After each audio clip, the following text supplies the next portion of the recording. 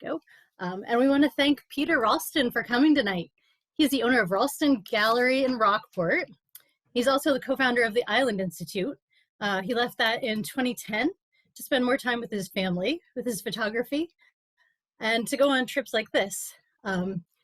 His website is ralstongallery.com. And thank you so much for coming tonight. True pleasure.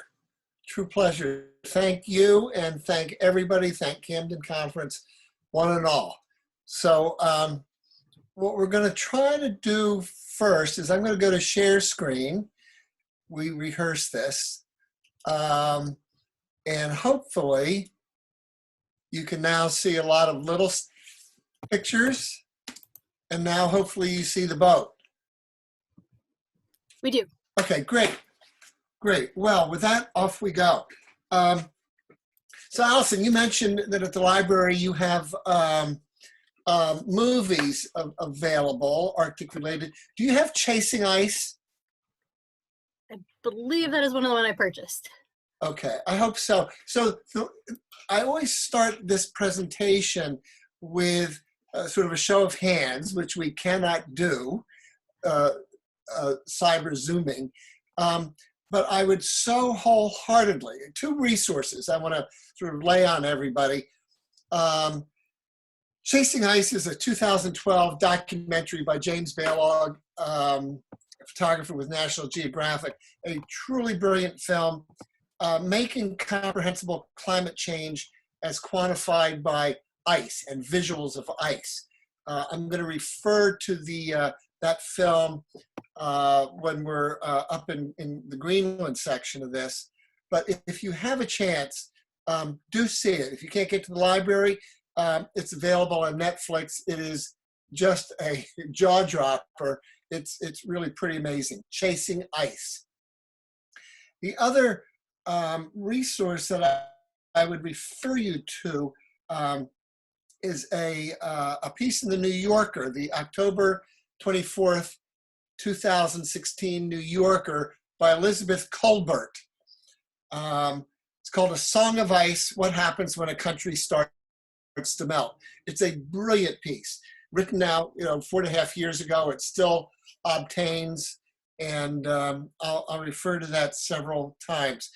You can find it online, read it. Elizabeth Colbert, A Song of Ice, What Happens When a Country Starts to Melt.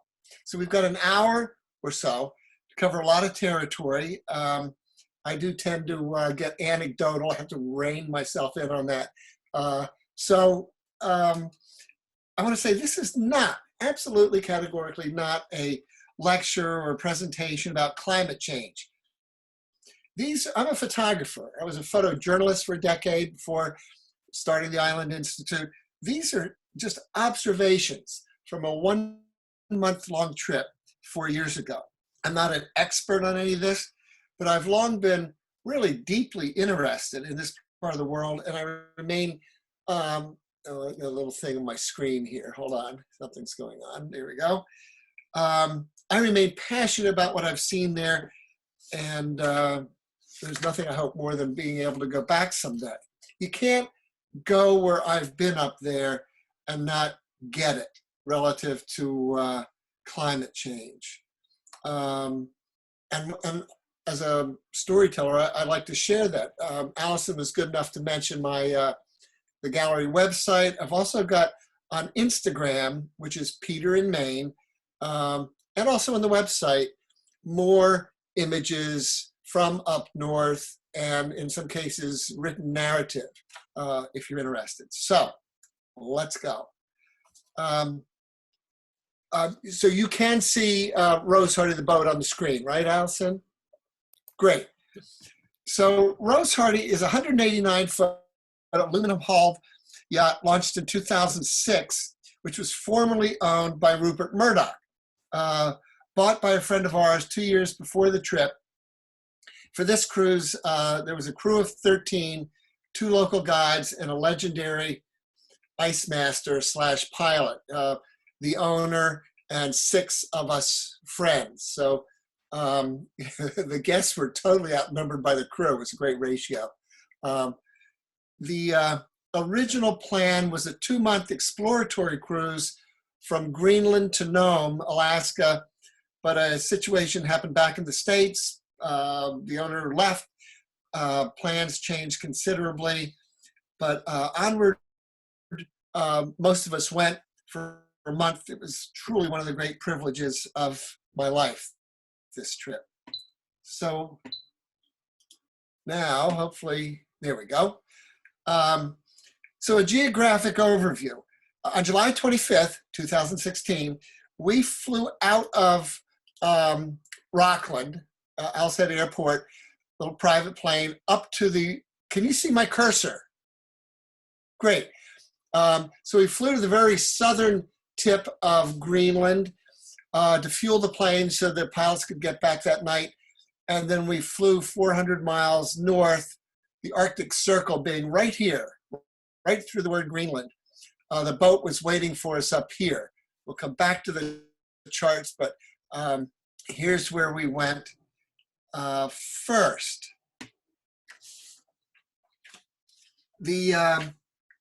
As I say, we landed in very southern Greenland. And this is our first view of the legendary Greenland ice cap.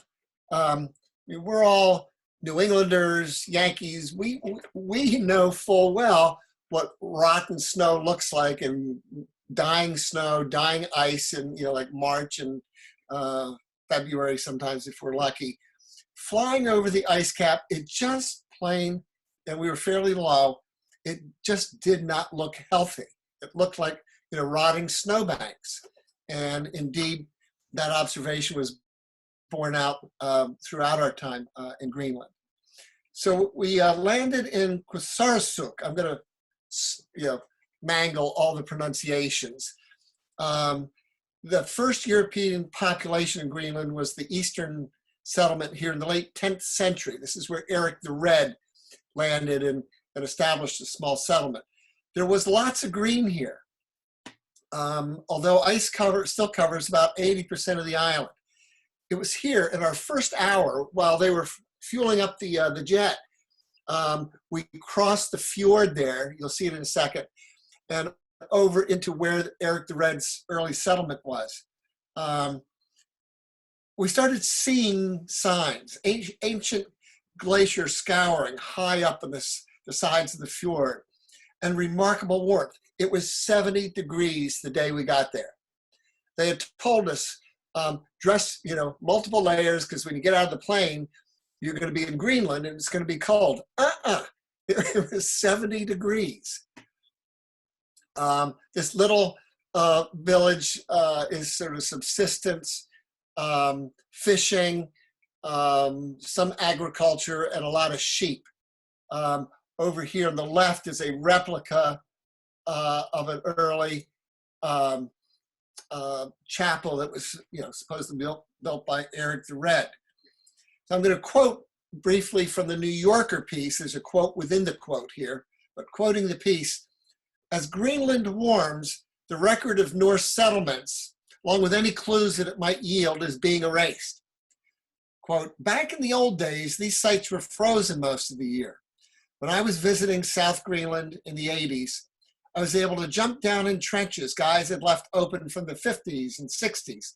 And sticking out the sides, you could see hair, feathers, wool, and incredibly well-preserved animal bones. A graduate student, ending that quote, a graduate student who started working in Greenland in 2005 found at the same sites mostly decomposing mush. It's all melted. Along the way, I'm going to be talking about a lot about indicators of rapid climate change. And here we were in this incredibly important archaeological site. The permafrost is basically gone, and it is all turning to mush. Anyway, after that first little taste of what was to come, we flew north where Rose Hardy awaited us. So we steamed down this 120-mile fjord. It was like sailing, not sailing, but cruising down the through the bottom of the Grand Canyon. It was just remarkable. So many of these photographs fail to convey a sense of scale. Um, there will be a few instances where we can really show scale, but this is big, big country. It's very, very dramatic. We came down the fjord, hung a right, due north. I'm going to skip our stay at Sisimiut, which was the second largest city in Greenland, population just over 6,000. A thriving fisheries business there, shrimp, salmon, halibut, and cod. There are advanced plans for an Alcoa aluminum plant there, and tourism is definitely growing. Witness our presence, us being there, and several cruise ships. But then, Ilulissat. This is about midway, almost halfway up the west coast of Greenland. Ilulissat means icebergs in Greenlandic. It's the third largest city, population about 4,600. This is really where the ice gods dwell, and this is where it all really started becoming transformative to me. There's fishing. All these little boats you see in the foreground here, these are not pleasure boats. These are the boats that they used for fishing, hunting, getting around. This is really absolutely a working harbor. But you see out there the cruise ship. Ilulissat is a World Heritage Site. I'll get to that in a second. So a bunch of fishermen hanging around the harbor. These guys were so great. We were so warmly received there. Tourism is becoming a big business there. Here, this guy is baiting up I guess he was going for halibut, a halibut trawl. Here's more cod than we've seen in Maine in a long time, that's for sure. The fisheries are quite vital and vibrant there. I should note down at Sisimiut, you all know that we have not had a shrimp fishery in Maine for years, 7 or 8 seasons, and it's closed now for the next 3 or 4 years. This is an indicator of climate change. The water's warming here. The shrimp are headed north. They have an extremely vital and booming shrimp fishery up there. Out of Ilulissat, you saw those little fiberglass boats and stuff in the harbor. This is actually a larger fishing boat for Ilulissat. More and more it's about tourism, which is now definitely the largest business there. So here is, to me, one of the, a visual representation of what I think is one of the more tragic and a lot of pathos in this. In 1995, Ilulissat had more than 8,000 dogs. These are not pets. These are working dogs. These are sled dogs. They're big, enormously powerful animals. I think they're beautiful. So in 1995, they had 8,000 dogs. Today, 2,000. No ice, no sea ice, no seals. No seals, no hunt, no need for dogs. From the New Yorker, quote, "Dogs no longer seemed worth the seal meat it took to feed them." A bag of dog food, I'm going off the quote here, a bag of dog food up there costs hundreds of dollars. Nobody ever feeds dog food, commercial dog food up there. It's all bycatch from what they're catching, whether it's out of the water or on land, it's bycatch. Back to the quote, "Many were euthanized. Those which remain are used mostly for sport." The mayor allowed, "The last time we had ice we could use to hunt was 1997, end quote. Here's the reality behind this. The Inuit are shooting their dogs because they cannot, and they're not breeding to replace them. When the sea ice goes, it changes everything. And the absence of sea ice means, among many other things that we'll get to, the Inuit cannot keep their dogs. It's a tragic thing. An early 18th century missionary to Greenland discovered that the native people had no word for bread. So he translated the line from the Lord's Prayer as, "Give us this day our daily seal." That's really how vital this is. All of this up there, it's a hunting world. It's a hunting subsistence culture that has been, practiced and successful for millennia. But it's all changing and changing really fast. So anyway, this is why people come to Ilulissat. This is what brings the tourists, ourselves included. This is why it's a World Heritage Site. It's the Jacob Chauvin Glacier. Now, sort of a little sense of what's going on here. The picture of the harbor, can you see my cursor over here on the left? I hope? Good. So that's the little harbor I just showed you where this is the harbor that I showed you a few minutes ago with all the boats. Right around the corner is this long, big, it's 28 miles, I think, now, ice fjord. It's a fjord that is completely jammed up with ice. Here in 6000 BC was the face of the glacier. It started retreating then, and it dropped a huge gravel bar, a moraine. Moraines are the rocks, the gravel that glaciers push before them. And when they start melting back, they leave these enormous, ginormous gravel bars. So there's one right at the mouth of this fjord, which has the unique effect of trapping all the ice, back, if you will, upstream in the fjord from the face of the glacier, which is up here. Here's where this gets really interesting. In 6000 BC, the glacier was here. In 1850, the glacier was here. I don't know if you can see these numbers well. In 1902, the glacier was here. 1913, 1929, 42, 53, 64. Tighten up your seatbelts because here comes climate change in a big hurry. 2001, it was here. Spring of 2003, summer of 2003, summer 2004, August 06, 2012, and it's now up here. In the past 15 years, this glacier has retreated more than it did in the previous century. Since the 1990s, the Jacob Chauvin Glacier has nearly tripled its pace. Now it's something like 6 feet an hour, advancing 6 feet an hour forward, even as it's melting back.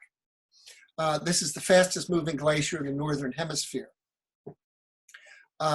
Just in the past 4 years, more than 1 trillion tons of ice have been lost. This is 400 million Olympic swimming pools worth of water, or enough to fill a single pool the size of New York State to a depth of 23 feet. So here we are at the mouth. We're in a helicopter at the mouth, over the mouth of the fjord. And it is right beneath us. And where these really big icebergs are, they are hung up on that moraine. We all know that 75% of a glacier is underwater. These are really, really big icebergs, 100 million ton icebergs. So they hang up on the gravel bar and they back up everything sort of coming down, calving off from the glacier. To give you a sense of scale, if you saw that early picture of Rose Hardy, 189 feet with 200-foot mast. If you can see my cursor over here, if we had been crazy enough to pull Rose Hardy alongside this glacier iceberg, she would have been like this to scale, that big, and her mast might have just made it to the top of that low part of the iceberg there. That's how big these things are. They hang up, and they often hang up there for years. So here we are in a helicopter that was chartered and took us up to see another glacier. Flying around like this, low and slow, was really very revealing. We went out over the ice pack. Here we are looking due east. And the ice pack from where we are here on the West Coast runs east for 600 plus miles. In many cases, the ice is a mile and a half, almost 2 miles thick, but it's going, and it's going fast. Everywhere we looked, it just looked like sick ice and melting. Here it is in retreat right at the shoreline. This is what so much of it looked like. Here we are flying over it. This incredible blue, the popsicle blue, we'll refer to in a few minutes down on the bottom. It just did not look healthy. Now, here we are, we've landed. There's a scene in Chasing Ice. It's the money shot. It's really the most extraordinary footage in all of the film, where from this exact spot, right where these little high-tech igloos, if you will, are, they're research stations for scientists. In 2012, you'll see in Chasing Ice, they filmed with high-def video a piece of ice peeling off the face of the glacier, which is right here. Now it's like 9 miles away. Back then it was 6 miles away. They filmed and captured high-def with sound a chunk of ice the size of Manhattan peeling off. It is truly a jaw-dropper to see it.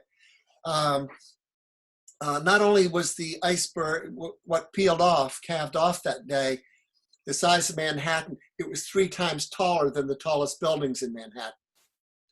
And although it's hard to see here, if you look, you begin to get a sense of, not scale, but this is ice. Glaciers are just rivers of frozen water. This ice is all rapidly on the move. This is the fastest glacier in the Northern Hemisphere. And look how it's just cascading over the underlying bedrock down into the fjord. Anyway, it's quite something. I hope you see that film. Uh-oh. Here we are. Okay, here we are looking very touristy. Some of the owner's friends and some of the crew. We had a great time flying this thing around. Here we are playing, cavorting on the edge of the glacier. This is gone now. This is absolutely rolled back. Goodness knows how far this particular part in 4 years. The glacier has melted back, what was it? Did we hear 2+ miles since we were there in 4 years ago. So a couple, the prerequisite iceberg shots I'm going to read from Elizabeth Colbert's piece in the New Yorker. She really writes this beautifully. And she saw some of these exact same icebergs because they're hung up on the moraine. So she's writing about these very icebergs. Towers of ice leaned against arches of ice, which pressed into palaces of ice. Some of the icebergs had smaller icebergs perched on top of them, like minarets. There were ice pyramids and what looked to me like an ice cathedral. The city of ice stretched on for miles. It was all a dazzling white, except for pools of meltwater, that fantastic shade of popsicle blue. Nothing moved. And apart from the droning of the mosquitoes, the only sound was the patter of water running off the bergs. Here are 2 waterfalls coming off the top of an iceberg. And things did move. It was really cool being there. You could hear the sound of up there was just amazing. I mean, glaciers make great sounds as they shudder and move over bedrock. But just these giant icebergs grinding against each other, when they're trapped up in the fjord, really quite remarkable sounds. So even though this this particular ice drainage where we are here in the mid-western coast of Greenland is smaller than the one in Greenland's northeast. There's enough ice in this one drainage area alone to raise global sea levels by 2 feet.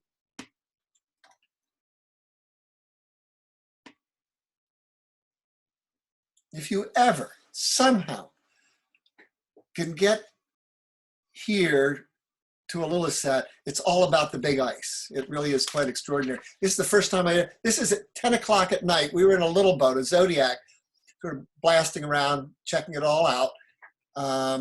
First time, 3 humpback whales, first time I ever smelled a whale's breath, which was really pretty cool.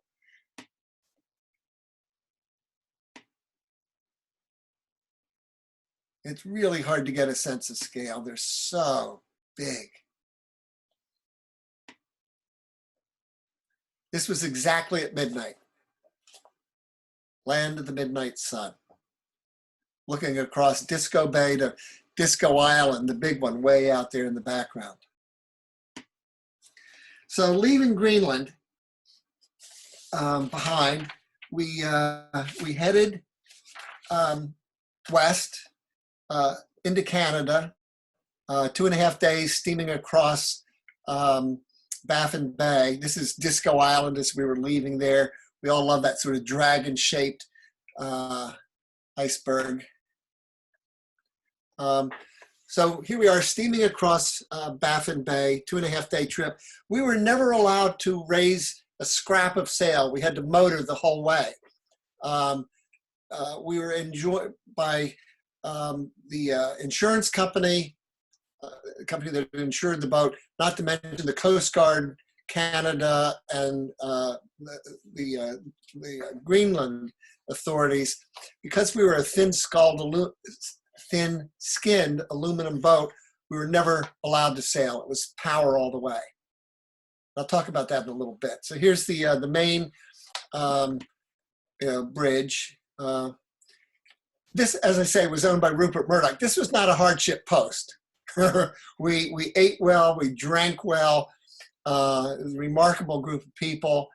It was an extraordinary, over the top, really a 6-star hotel, privileged front row seat at the most dramatic site of rapid climate change really going. So here's the crew.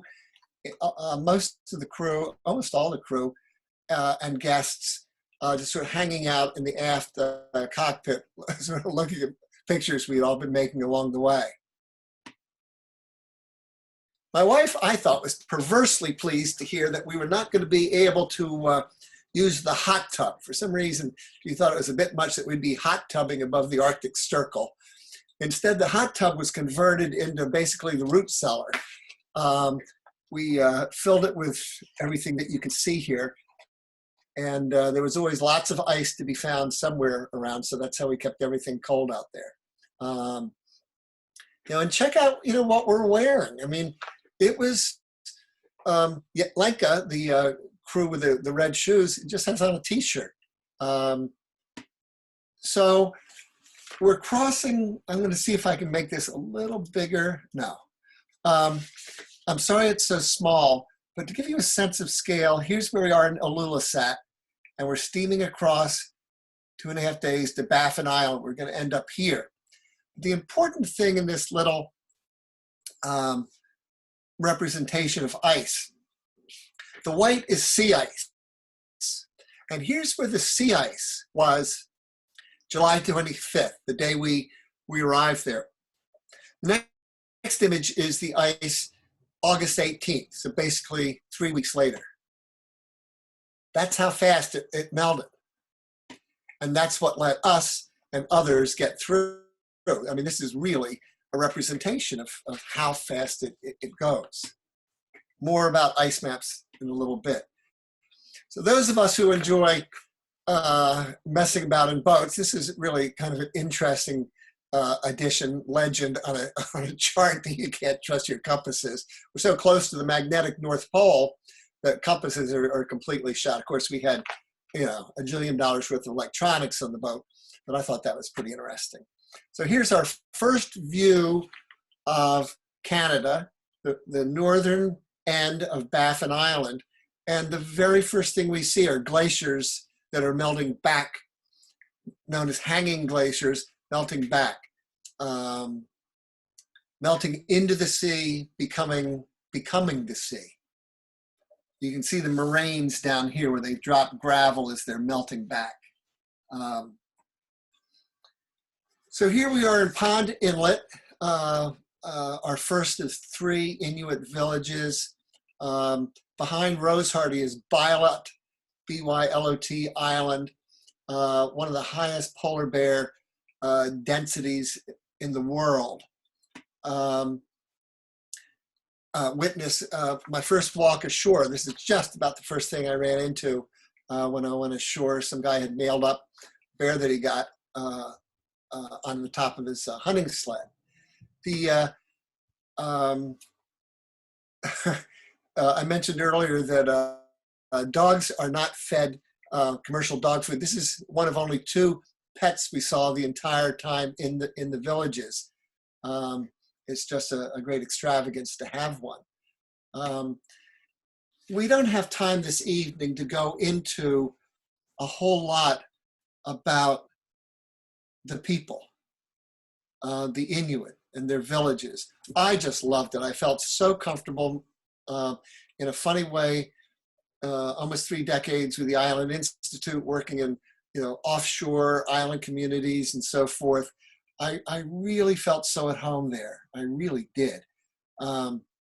They're amazing places. They're tough places. These are masters of survival and adaptation there. The Inuit have not been treated well by Canada.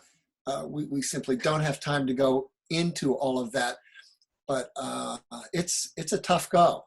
And yet so many of them have been forcibly relocated into these far northern towns, an attempt by Canada to establish dominion over, their high Arctic. Yeah, it's tough. This is a slippery slope. If I start talking about the Inuit situation, it opens up a great many other things. We'll come back to this. So we've left now Pond Inlet. This is at midnight, a double midnight sun, which I thought was pretty cool. I mentioned before, it's really hard to get a sense of scale. Things there are just so big. I mean, think Grand Canyon and then crank it up some. We're now going up Milne Inlet.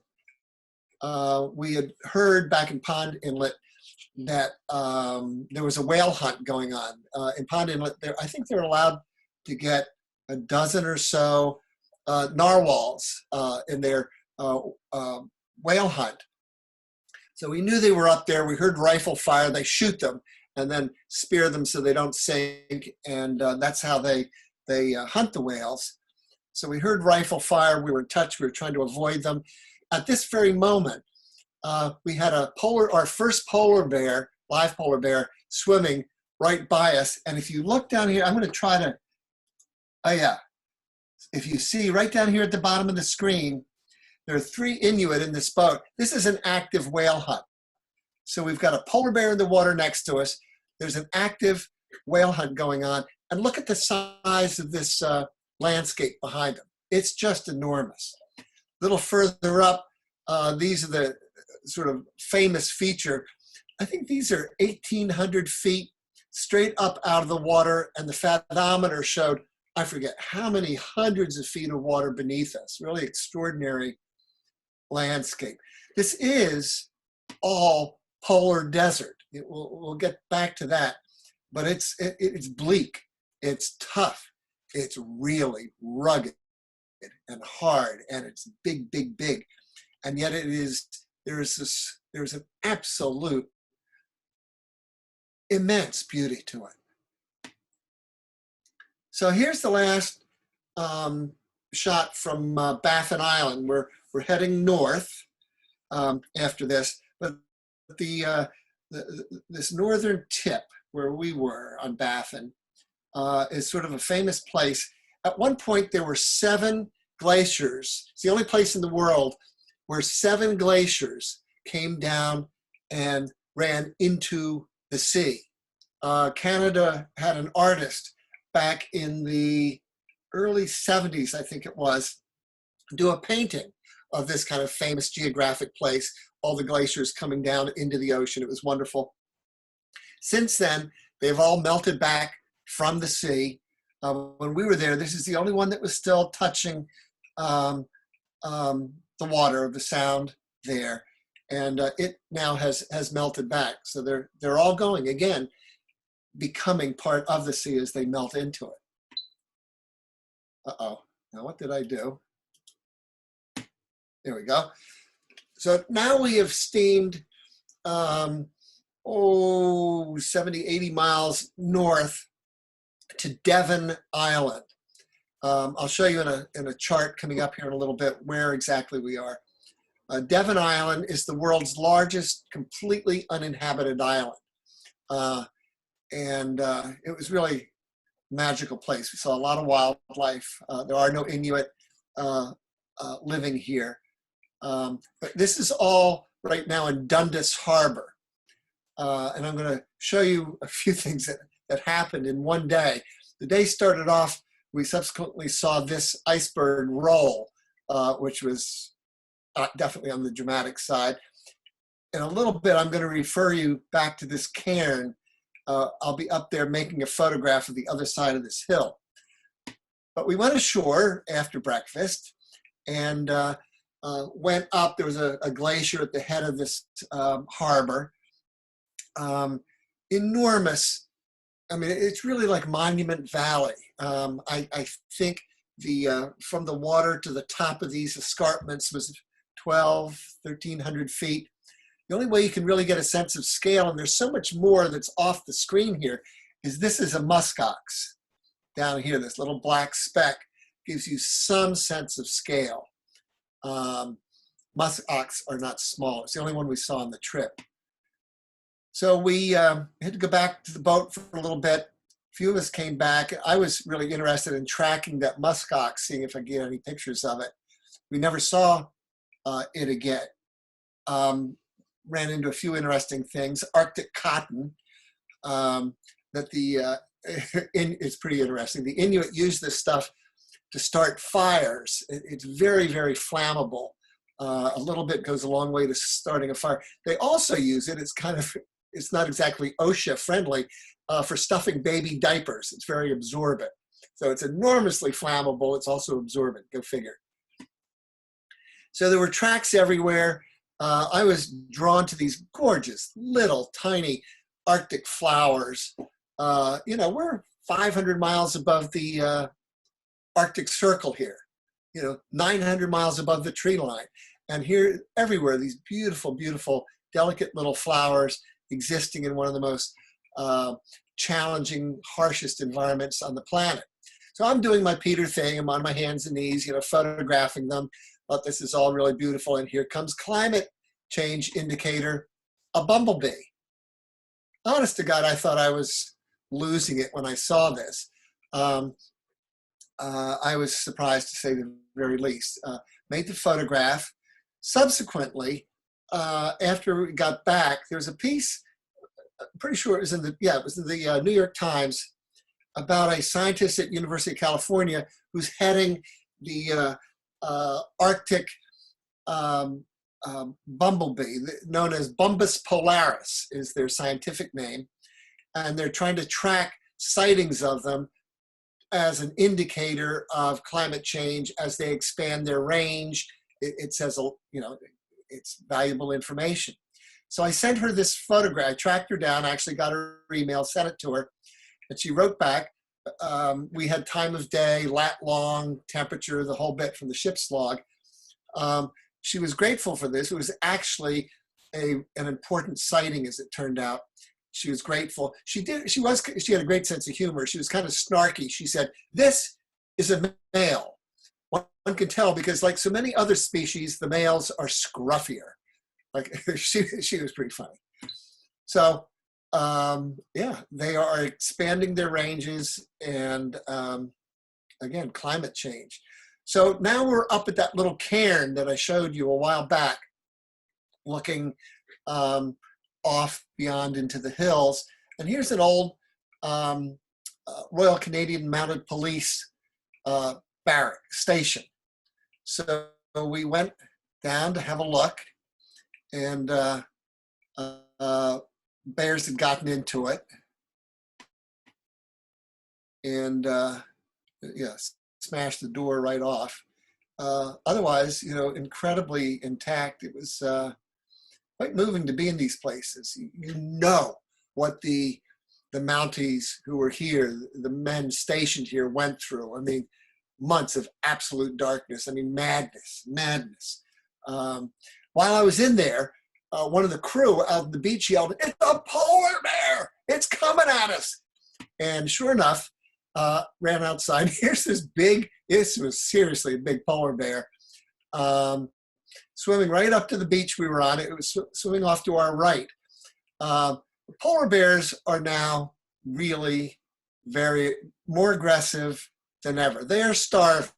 We saw 13 bears, and of the 13, that's not including the one that's swimming back in Greenland. I'm sorry, in Baffin Island. Of the 13 we saw, 12 were visibly really skinny, had clearly not eaten for a while. So you'll notice the slack jaw over here in the orange jacket. Like, oh my God, this thing is actually swimming onto our beach. No, it's not our beach. It's the bear's beach. We're on it. So one of our two guides, you'll see on the left, has a gun, a serious gun. It's a bear gun, not for killing bear, but to scare them away with explosion. Shoving out like M80s and cherry bombs, a couple rubber slugs to hurt them, to deter them if they get aggressive and start coming, and then the rest of the shells in there, would stop the bear dead. So this was a very cool moment. And the guide, knowing, being fairly conservative, had us then, since we're right there with a big bear, and it clearly had not eaten, we could see that, decided we should all go back to the ship, which we did. But then I started my usual conniving, wheedling, begging, and so forth. And they said, well, okay, we're not going to go ashore, but Peter, you can go back out in the Zodiac and look for it. So this was taken from the inflatable, and we saw that bear further along on the shore. Then I really cranked up the begging, the wheedling, the negotiating, and so forth. And a few of us went ashore, and we knew where the bear was, and it was lying down. We stayed together as a group, so we were a big organism, as perceived by the bear. We were about 120 yards from the bear at this point. And I was making these photographs, and I looked, there was about a 3-acre pond, very shallow pond between us and the bear. And I didn't mention, as we were sort of creeping up to where the bear was, we went through sort of a flat area where there were old tent rings, where the Inuit had clearly had a hunting camp there, and there were the rings of stone that, hundreds even of years ago were weighting down their tents. So we were in an archaeological site looking at this bear. There's a pond between us and it. I look down in the water, and here is it's not going to enlarge, sorry. Anyway, quickly, there was this strange thing in the water. I picked it up. To me, it was clearly a jawbone, but of what? I had no idea what this was. It was heavy. It was very dense. I didn't think it was fossilized, but it was clearly the lower jaw of something. But what? You can get a sense of scale there. And I had no idea what it was. I actually, when we got and I wasn't allowed to bring it home. Boy, did I want to bring that with me. But because it was an archaeological site, our guide, very appropriately, I really tried negotiating this one. It failed. Made me put it back in the water. Got back to the boat, and I sent these photographs. Nobody knew what it was. To Donnie Perkins. Don Perkins is a good friend. He's the founder of the Gulf of Maine Research Institute, asking if any of their people might be able to identify this. And I usually ask an audience, if I'm doing this live, who can guess what it is, all sorts of guesses. So I'm just going to have to go ahead and tell you. It's the lower jaw of a leatherback turtle, the largest sea turtle. But these are warm water animals. So seriously, warm water animals. How on earth did the jaw of such a turtle come to be in a little pond, this flat area on top of an island 500 miles above the Arctic Circle? We racked our brains, and then our ice pilot, who had been napping below, came up and said, well, that's dismissively, well, of course, it was the whalers. And indeed, over the years, whalers could very easily catch these giant turtles, winch them aboard, keep them alive down in the hulls. As long as they kept wet, the turtles would live.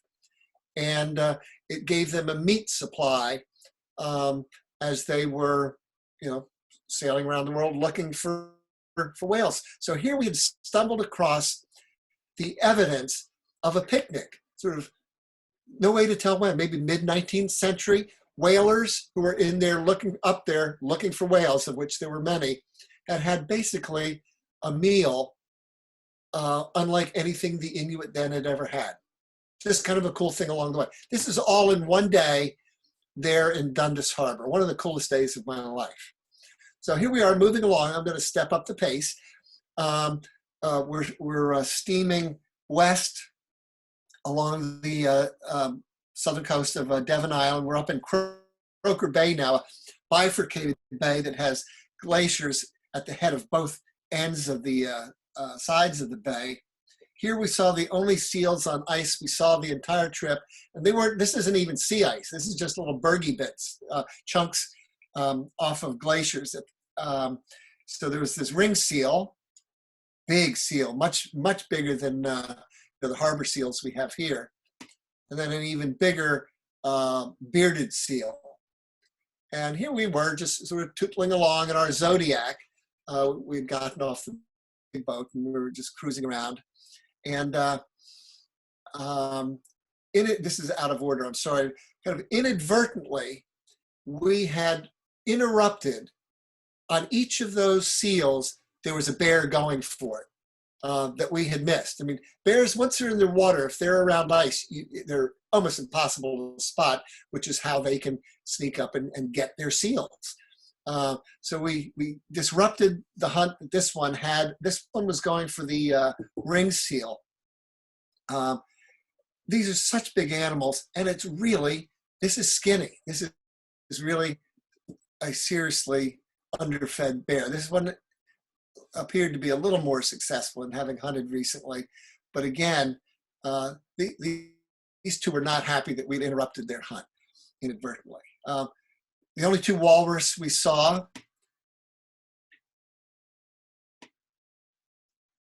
and the one bear that we saw that had clearly eaten recently. If you have eaten half a seal, you really look like you've eaten half a seal. This was a seriously well-fed bear at this point in time. And no, it was not roaring at us or anything, it was yawning. It sort of ambled over to where we were. It didn't see us, we were hidden, and it kind of lay down and took a nap.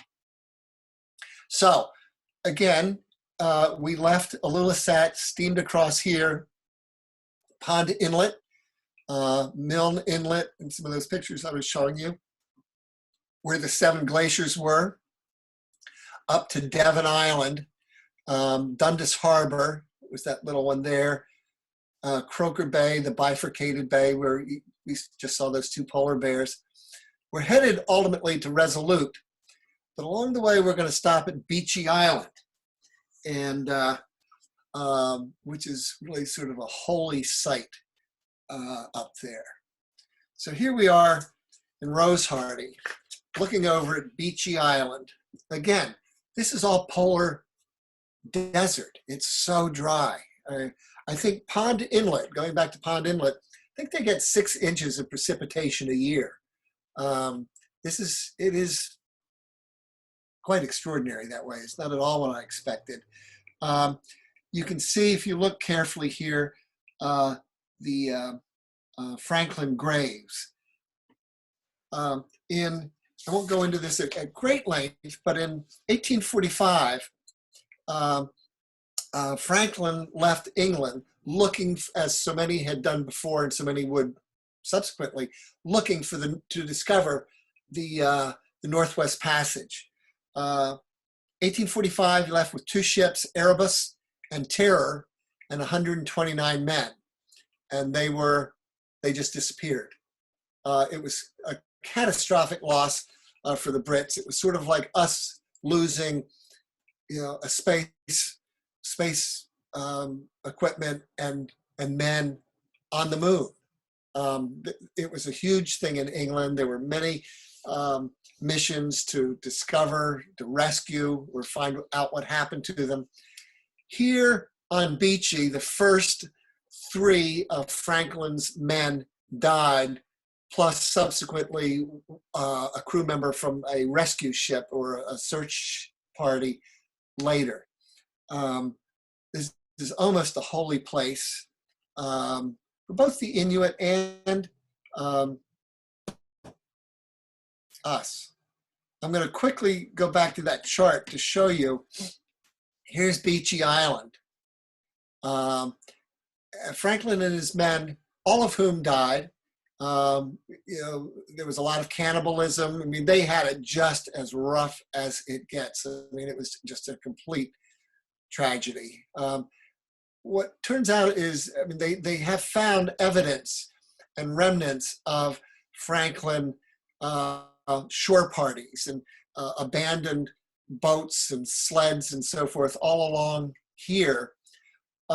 2 months after we were here on Beechy Island, after 170 years, they finally found on King George Island one of Franklin's ships. They had found the other one 2 years before, in 2014, over here. And while we were there, or right after we were there, they found the other Franklin ships down here. All 129 men died. It's a remarkable story. And I know for a fact that the Kennebunk Library has lots of good stuff to read on this. Finding Franklin is a really great book. Finding Franklin. How's that for a plug? So back to this, moving along. This is sort of a little fort that was built for subsequent rescue operations. You can see lots of coal. Steamships were, high tech then, coming in. So they were bringing steam. Franklin had incredibly high tech in his ships. They were the first Arctic exploratory vessels powered by steam. They brought lots of coal with them. And again, high tech, canned food, remnants of that. It's a haunting place. You realize what these men went through. God. So here we go. So what we're going to do now is head over to Resolute here, where there's a big cache of fuel waiting for us. We need to fill up the boat. And so here we are in Resolute. This is the northernmost serious big-time supply station in the high Arctic. There's an airstrip here, sort of over back in here, where they actually, I swear to goodness, I'm not kidding you, they land 737s on gravel strips there. I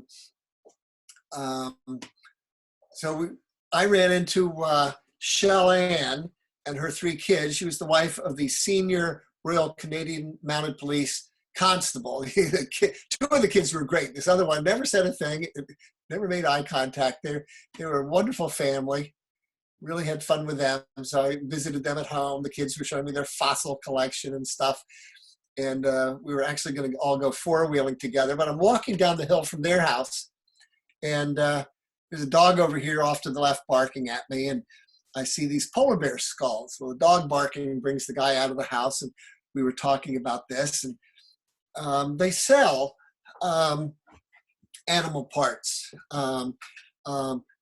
skins, heads, paws, teeth, skulls. The Inuit are allowed to hunt. They don't overdo it. They're very strict regulations. They're very smart about not overly depleting the supply of these animals. So I'm saying to the guy that the one on the left, this big one on the left, I said, now that's a big bear. He goes, you want to see a big bear? Now, why is this not, hold on. There we go. Yeah, he was cooking polar bear heads in his backyard. That's something you don't see every day. And this one was really big. So that, like I say, something you don't see all the time. I simply we don't have the time this evening to talk about how the atrocities perpetrated on the first people, on the Inuit. Terrible, terrible stuff. All of which ties into the trillions of dollars worth of oil, gas, minerals up there, which is now coming online because with climate change, the lack of ice, ships can get up there, and it's all going to be,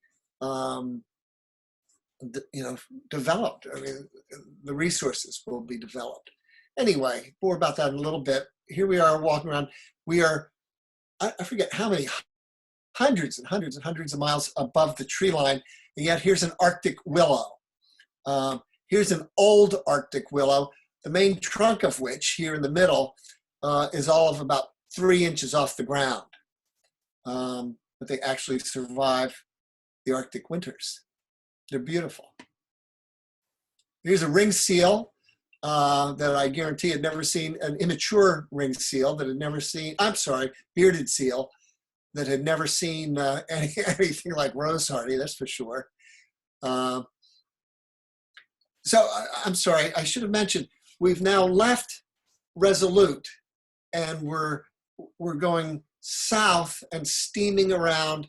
We're going to circumnavigate Somerset Island. It was determined that the owner was not going to rejoin us. We would not be going to all the way through to Alaska, although it's worth noting we certainly could have because of the lack of ice.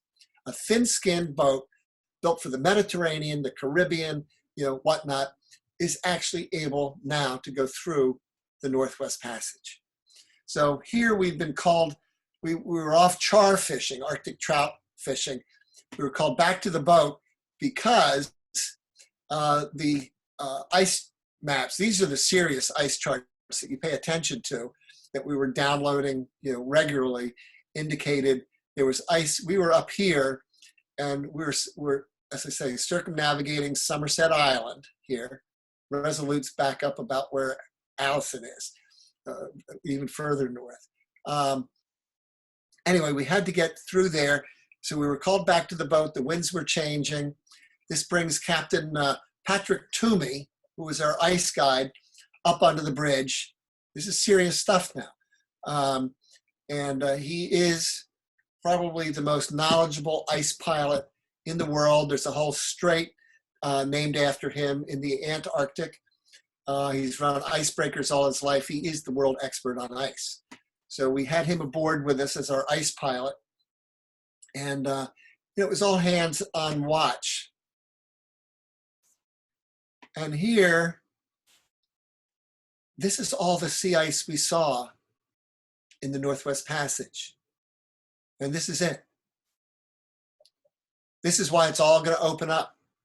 This is why the resources are, going to be, able to be harvested, mined, drilled.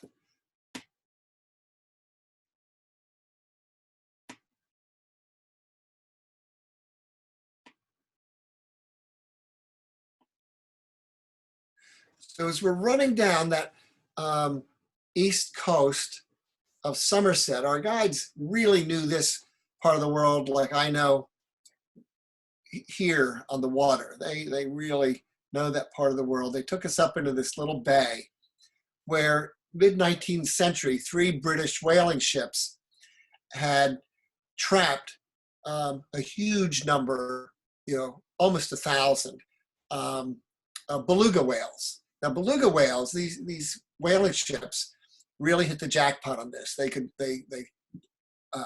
sealed off the bay, and they drove the whales way up in the bay. None of us knew, of course, that beluga whales are the only mammals on the planet that shed their skin. They come into very shallow water. They roll around in these sharp, this is like 5-6 feet of water, roll around in these sharp Arctic rocks and abrade off their skin. The whalers trapped them up there, got hundreds upon hundreds, over 1,000 whales, rendered them for oil, which was the beluga oil was the premium whale oil. So fortunes were made here, but it certainly was very eerie being there. I mean, you couldn't smell anything, of course, after 100 years or so, but you could just sense what had played out there earlier. I will note in passing, it's always a relief after seeing something like this for everybody to know that beluga whale, narwhals, and so forth are doing really, really well. Both populations are in great and stable shape up there. So here's a hunting camp that friends of our guides, Inuit in Resolute, said, go visit our camp, help yourself. There's great fishing there. And so we went, and this is actually a pretty well-developed hunting camp. We're probably 80 miles, 100 miles from Resolute at this point. They land planes on these beaches, hence all the oil drums. We ate a lot of char while we were there. Delicious fish. Oh my God, it was good. So now we're heading south again, running down that coast of Somerset. And again, there's a little bit of sea ice around, but because we've got an aluminum hull, we really have to watch this stuff. We had a 0 ice contact policy. This is at midnight. And you see here was where that little bit of green was before. The winds have sort of moved the ice back off to the east, so we were able to, make it nicely down here. Blue indicates some ice. Green is, more serious. And our point in circumnavigating Somerset Island was to visit Fort Ross, which you'll see in a second, and then go through here, the Bellot Straits, B-E-L-L-O-T Straits. And what's unique, well, we'll come to that in a second. So here's, as you can see, Hudson's Bay Company. This is the last outpost they established in the Arctic. It failed after, I think it was only there for like 11 years or so, but there just weren't enough Inuit, there was not enough game. It was a failed operation. So this was the trading post on the left, and the men lived in the, this was their cabin on the right. And this is kind of a corny joke now, but no, this is not my son's college dorm room. This is inside the, where they lived. And you look at how, look at the carpentry. It was actually kind of elegant for all the way up there. At one point there had been wallpaper, nice wallpaper. They really sort of did their people well, but it collapsed, and bear have been in it, and that's that. And then we had kind of gotten used to having the whole place, if you will, to ourselves. We knew these guys were coming. We were on the radio, and you're sort of aware of who else is up there. In the background is a small container ship that is running through the Bellot Straits, more about which in a second. And this boat in the foreground is a former Russian spy ship, which they always maintained were weather meteorological stations. They were spy ships, which they've got a whole fleet of these that are now mothballed, but many have been purchased by or are leased by ecotourism companies that run expeditions up into the Arctic and down into the Antarctic on these boats. I think the capacity on this one was about 180 passengers. So yeah, we had really gotten spoiled. We were so used to being up there by ourselves. So this was like, oh my God, we're in Times Square. So we leave Fort Ross and we're going through the Bellot Strait, which is a really unique place. There's a major tidal flow through there, as you can see. It is, what, 15 miles long and really quite narrow. Here we are mid-channel, so you can see how far that shore is. We're about that far from the shore behind me when I made this. But ice floating through there is the real danger. So we were all hands on deck. We put out 2 Zodiacs in front of us, running through there, looking for ice, thermal cameras looking for ice. Big boats like Rose Hardy are not very maneuverable. So it's not icebergs that is the risk up there. It's the old ice. It's the old ice that has been at the bottom of glaciers, ice that is 20,000, 50,000 years old. A lot of it comes out of off Greenland where we were before. But a small piece of old ice is invisible. It's just as clear as glass and hard as a diamond, and would literally open up this boat like a knife through soft butter. So this was a fairly serious undertaking. And as we were going through, we came abeam Point Zenith. And the cool thing about this is this North America ends in a gravel bar. This is the northernmost point of land in the continental North America.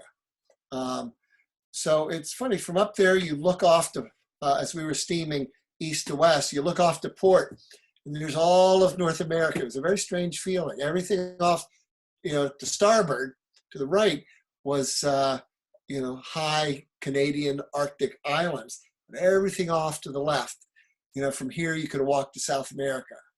I have an active imagination. Anyway, it was a pretty cool spot. So here we are. We have thus circumnavigated Somerset Island.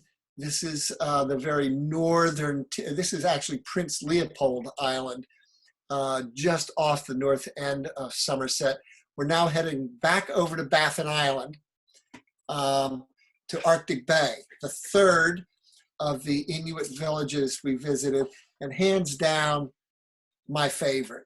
This was a wonderful place. Population, I think, was about 900, and lots and lots and lots of indicators here of climate change. You hear about it all the time, talking to the people. Here up in the hills above town, sort of standing up, you can see this little bit of road up here. So I think I was up here, I was looking back down onto town. And the Inuit, I cannot really speak any of their language, but their name for this harbor, this is the Pocket. Of course, it all ices up in the winter and this and that, but this is Arctic Bay. Over here is the fuel depot, and then the rest of the village, and this is it.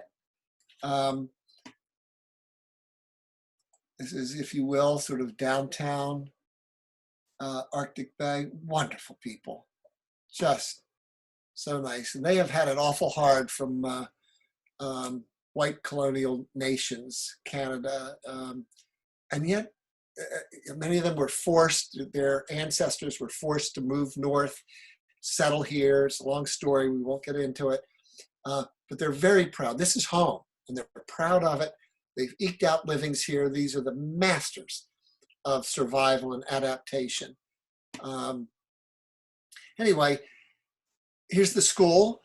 And it was while I was at the school, I was over sort of in front of it, looking down on the harbor. And I see this guy, a little, plastic kayak. He's got a gill net strung off the beach. And I figure, well, he's netting up, he's getting some char. And that's the only fish really up there.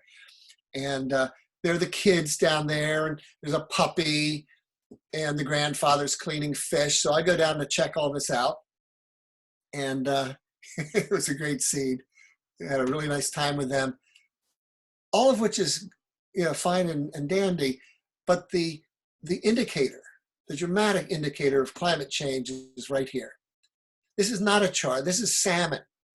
And Atlantic salmon have never been seen there ever before, ever.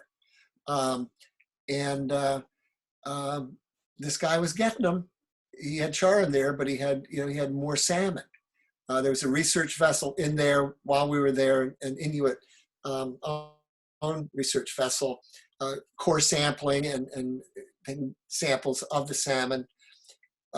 After getting home, and I think it was in Elizabeth Colbert's piece in October that year, that she actually referred to this, saying that the Inuit in northern Baffin Island allege that they are finding Atlantic salmon, an absolute first. Well, allege this Atlantic salmon is the real deal. This is actually another indicator of climate change. Guy's name is Jaco. He came along, I was walking through town, he came by on his four-wheeler and offered to sell me a narwhal tusk. And I said, we're American, we can't. You cannot bring any marine mammal parts back into the United States of America. Canadians can bring them into Canada. This is Canada. But we could not bring any back. And the skipper had singled me out and said, Peter, you especially don't try to smuggle anything back. Don't want to hear it. But I did, I have to admit, buy from Jaco about a 16 or 17 inch inner tusk. Who knew that narwhals, in addition to the long tusk that comes out, 11 feet, 12 feet sometimes, they have inner tusks, teeth really, that stay inside their foreheads. Well, he sold me one, and I did bring it back, I did smuggle it back. And we went for a ride in his four-wheeler, and we were talking about all manner of things. And we had a great time. And then he offered what I had been told was a great honor sometime bestowed. He asked if I would like some muktuk. And I had been warned that muktuk was inedible, but if offered, accept it and understand that it's an honor. Muktuk is the outer skin and blubber of the narwhal. And so we rode back to his house, and the indicator here is that to bring me some frozen muktuk that I could take back to the boat. I offered to pay him for it. He wouldn't accept it. It was a gift. He had to go in and get it out of his freezer. So the old joke about you can't sell, the guy could sell a refrigerator to the Eskimos. Indeed, with climate change, the permafrost is melting. So whereas before, everything would be stored in the permafrost. Everybody had permafrost coolers, if you will. The permafrost is going. The buildings are all shifting. Truly a sign of what's happening. It's a big deal. Anyway, this is kind of like hanging out at Hannaford or Shaw's. This is the local shop. Most people have four-wheelers. The kids were just so great. Boys playing in water, and then some older boys. And this is, they've done this for, centuries, playing with boats. Not plastic boats, not necessarily always with hockey sticks. But this is, they're learning here how boats respond to water. And it was really something. The whole time we were there, never saw any kids walking around with their, ears jammed into cell phones or iPads, none of it. There is connectivity there to the rest of the world. The satellite dishes are all pointed almost down. They're pointed due south. So instead of facing up, to the satellites, they're so far north that they are just facing straight down, and they do have connectivity. It is how they stay in touch with the world. Little boys could not get enough of these fast boats we had. They thought this was the most amazing stuff they had ever seen. Their hunting canoes are really beautiful design. Now, we knew this guy was coming. We had gotten into Arctic Bay. We knew that this cruise ship was coming. This is actually a little smaller than the Russian boat. This had like 40 passengers, something like that. So we were ashore for a few days. We stayed in Arctic Bay for almost a week. We knew these guys were coming, so we went in and bought some of the Arctic Bay is famous for its Inuit art, sculptures especially. They're great carvers of soapstone. There are paintings and other things that they make. And I had a question. I presented this show last night at the Camden Library, a Zoom meeting. And somebody asked, well, what about tourism? How do you feel about it? The Arctic opening up to tourism. And I said, well, really what I feel is completely irrelevant. It's really about what do the people, the Inuit, think about this. And let us not forget that, they are masters of survival and adaptation. And it is our world, the Western world, the industrial world, that has created, has accelerated climate change beyond any natural cycle. And, these guys are, it has completely changed their world. So as the ice goes, as they are unable to hunt, as many forces, environmental forces, conspire against them, as masters of survival and adaptation, they are very guardedly embracing tourism because they have to. Let's not kid ourselves. Here in Maine, we do in some ways, in a very different way, some of the same sorts of things. And this is one of the ways that they will continue to be able to make it. Oh yeah, little Oscar. So there, Oscar was trying to sell me later that same day that Jaco sold me a slightly larger inner tusk. Oscar kept following me around all day trying to get me to buy one of these from him. Willie, he was a wonderful guy. He had a little problem with his outboard, and I got one of our engineers, and we worked on his outboard for a while and got it working. And we couldn't buy these, but this is what they're selling to among other things, to the cruise ships that come in. And obviously the big narwhal tusks. So we're coming to something like the not the end, but we're moving right along. I haven't even looked at my watch yet, so I'm gonna. I should have looked at my watch before. We're coming up on 8. I'm going to accelerate, Allison. I learned in Resolute from Shell Ann, the constable's wife, that there was a golf course in Victory Bay, which is right over the hill, the mountain range, kind of the size of Camden Hills. That Victory Bay had a golf course, and she warned, be aware, however, that this is where they clean all their catch, and that's where all the bears are. You never, ever, ever clean your catch in a significant way in the village, because that's just like a magnet for the bears. Even though you saw the guy cleaning salmon and char, but serious stuff like whales, seals, big stuff, you don't clean in the villages. So I'm not a golfer, but our second captain and our second engineer were both going on and on about what great golfers they were. So I actually got hold of this guy, and we were able to set up a a golfing thing. So the golf course is down here, and you'll see more in a second. So right up at the very head of Victory Bay is where they have they stage all their hunting gear for the winter when the ice does come in. But look at the land. It's, again, it's like a desert, but look at the colors in it. That's all minerals. And indeed, over, way off to the right and around in this bay that hooks up over there, there are plans for a big aluminum, mine over there.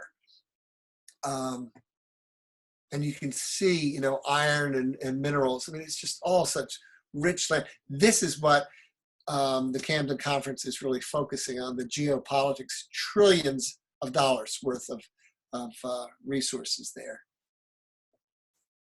So I wasn't kidding when I said golf course. So here's our second captain, Ian, teeing off. And here's our second engineer. We were out with these 10 guys. This was about 9 o'clock at night. It was pretty chilly. Everybody's got their jackets on, spitting a little tiny bit of snow. It was one of the greatest nights of my life. I mean, go figure. Like 400 miles above the Arctic Circle, 9 o'clock at night, 10 o'clock at night, lots of light, golfing with 10 wonderful Inuit guys. That doesn't happen every day. So they have their own unique rules. There's a low tide rules, high tide rules. If balls, this is the fairway. This is not the rough, by the way. This is the fairway. One of the rules involves, somebody has to have a gun at all times because there are bears, for sure there. So I asked Dominic what kind of iron this was, so he whipped it out. It's really a serious rifle. The rules include if anybody spots if there is a whale, seal, walrus, whatever, spotted in the bay, they immediately drop everything, run for the boats, and go hunting. And it'll still be light when they get back. So that's just one of the rules. Here's Ian, who has missed here's the green, if you will, which is a piece of rebar with a little orange construction webbing for a flag and a can sunk in the sand. Some sort of whale, I don't know what, probably a narwhal, with a lot of bear tracks around it that have been dragged up on the beach. This is a cool little kid. And here are the friends from that evening. I've stayed in touch with the guy second from the left, who is sort of the towns, the hamlets, sort of alpha hunter. So this is really close to the end. I'm bringing this in pretty close to 8. Just have a few thoughts to share, which go like this. I don't want to be too heavy, but a few thoughts. 2016 was the hottest year on record there. Third year in a row that record had been set. And since then, it's been broken twice. I mean, it does just keep getting warmer and warmer. In 2016, in over 6 hours, this is 4 years ago, of combined presidential debate, not one single question was asked about climate change. I am personally really delighted that we've got an administration coming in that gets it and cares about the environment. Thank God.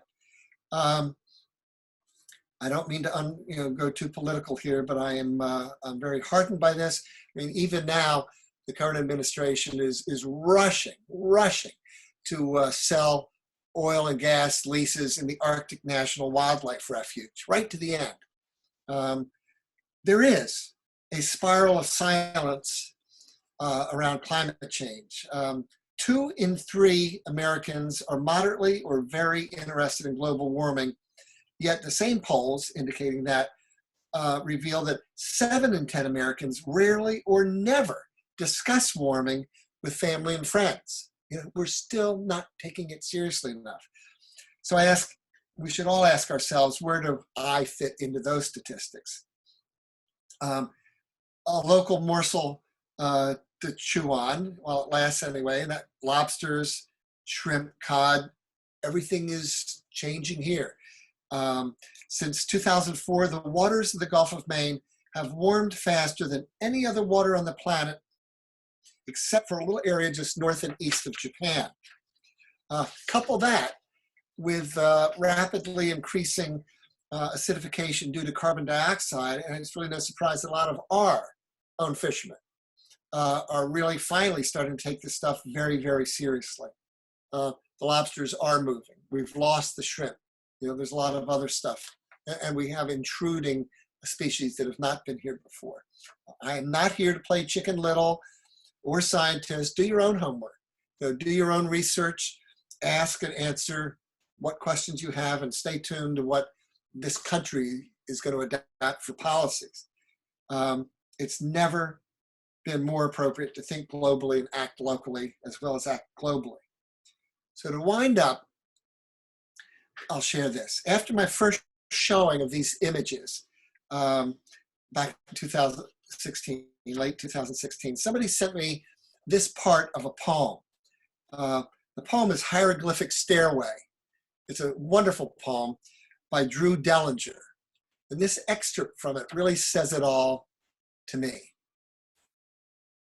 It's 3:23 in the morning, and I'm awake because my great-great-grandchildren won't let me sleep. My great-great-grandchildren ask me in dreams, what did you do while the planet was plundered? What did you do when the earth was unraveling? Surely you did something when the seasons started failing, as the mammals, reptiles, birds were all dying. Did you fill the streets with protest when democracy was stolen? What did you do once you knew? Thank you. That's it. Oh, one more shot. There we go. Do you want questions? Or if anybody has questions, you're welcome to unmute yourself if you're comfortable with your voice being on the recording, or put it in the chat. So this is the last image from all of this. We flew out of Arctic Bay. There's a little dirt airstrip over here, and it was flying out of there in a relatively small plane. I started the long trip back, and all I can think of is, God, every time I see this, I get emotional. I so want to go back up there. I had a question. Great. Oh, last night I happened to watch via Zoom our local Audubon on whales and narwhals. Yeah. And then what a fascinating follow-up this has been. But I know they mentioned, the gentleman that gave the presentation, that one of the whale groups, which I don't remember which one, might actually change its pattern, of migration to go, instead of around towards South America, to come up through the Arctic Passage. He had a map, that showed that. I said, I was sure surprised they might, do something like that. What, that a certain species of whale would begin to actually migrate through the Northwest Passage? Yes. Mm-hmm. Well, that's entirely possible. I don't know about that. What I do know is, it's not surprising. As things change, and that thousands of miles of the passage opens up, that not only are there natural other species taking advantage of this, filling an ecological niche, but we're doing that too. For instance, and this is back to the Camden Conference focus, the geopolitical aspects here, with the passage opening up. So like this, a thin-skinned boat like this can go through. Well, the big deal is that there are literally trillions of dollars worth of resources up there, but also ships from, big commercial ships from Asia can now get to Europe across the top of the world.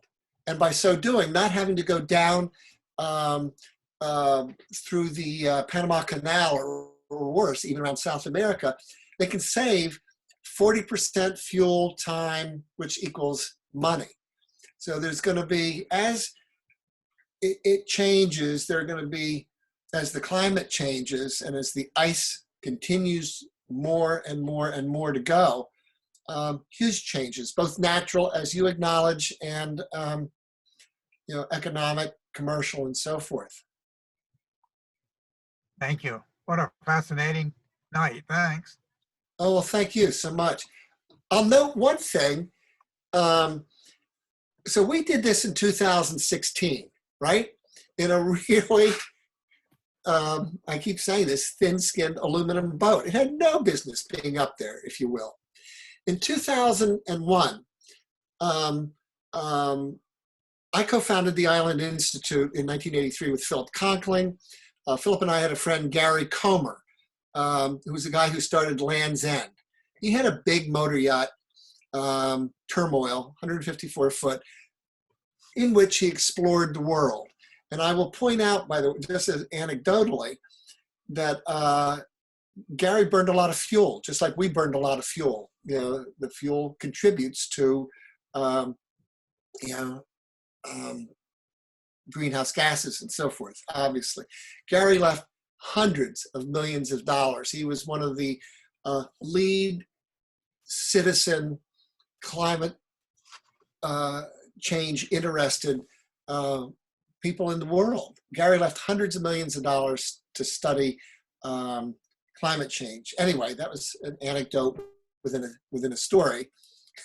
I do way too much of those.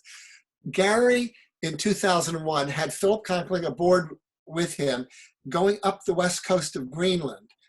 They ran into ice, came back.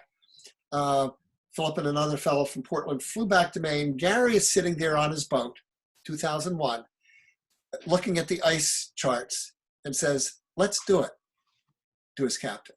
"I think we can get through." The point of this sort of overly long story is that in 2001, Gary's 154-foot boat, Turmoil, was the first private vessel ever through the Northwest Passage in a single season without escort by icebreaker or military. That was 2001. Now, 19 years later, I mean, there are a lot of people, I won't say a lot, but there are people from here going up in, relatively modest, 50, 60 foot, 40 foot fiberglass boats going through the passage. That's how fast it's changing. It really is shocking. Thank you. Well, thank you.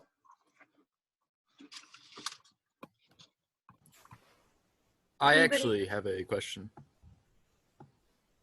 Hi. Hey, so I'm a student at Kennebunk High School, and I was just curious, like, in your opinion, like, what are some good things that, like, young people can do in order to bring or, like, raise awareness about all the problems with global warming and all of that? God, that is such a great question. Your name's Aiden? Good for you. Yes, sir.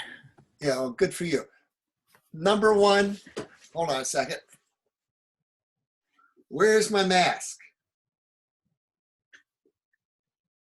Vote. Vote, vote, vote. Learn all you can. And share what you learn. If you really care. I don't know, you might be, you and I have never met. I don't know what your interests are in life, but if this is something that, it's your generation, and someday it'll be your children and your grandchildren, they're going to be paying for the excesses of, Western industry and our ways of life for the last 150 years. Get involved however best you can do it. But I think, follow your heart. Use your head, follow your heart. And if this is something that really speaks to you, study it. Figure out every way you can contribute. I mean, there are schools that are, teaching in a lot more, and we need a lot more environmental studies. Advocate for renewable resources and so forth and so on. Get into the library there. I'm plugging the library all I can, of course. Go to my website, drop me a line, shoot me an email, and I'll give you a few resources. What's your website? So the website is www.ralston, R-A-L-S-T-O-N, gallery.com. Just shoot me an email through that, and I will get back to you. Thank you. Yeah, you're I so appreciate welcome. it. So, by the way, are you aware that Bowdoin has a School of Arctic Studies? I didn't know that. Yeah, check it out. That's an hour north of where you are, not even. And they have a very credible School of Arctic Studies and whatnot. But above all, Aiden, vote and get everybody, to vote.